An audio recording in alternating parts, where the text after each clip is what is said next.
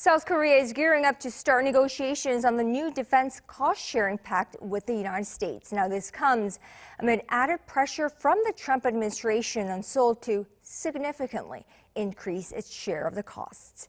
Hyo-sun reports. South Korea and the U.S. are preparing to begin negotiations on their defense cost-sharing pact amid pressure from President Donald Trump to increase contributions from allies. They're gearing up to begin talks over the special measures agreement as early as late September, as the current one-year deal is set to expire on December 31st. While representatives from the Foreign Ministry or Defense Ministry usually take part in the negotiations on Seoul's side, this time personnel from the Finance Ministry could lead the negotiations.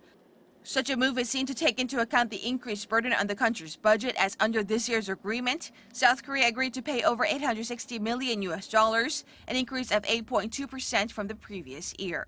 Even before launching the negotiations, President Trump is saying that allies need to pay more for costs related to the presence of U.S. soldiers.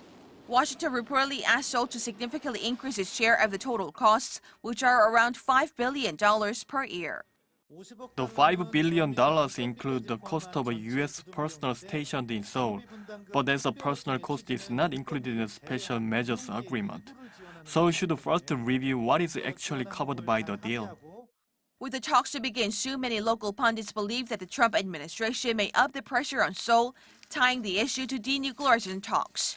The talks look to be tough on Seoul, especially as the bilateral relations between the two allies are not so rosy at the moment, with South Korea's withdrawal of the intelligence sharing pact with Japan. Hyo-sun, Arirang News.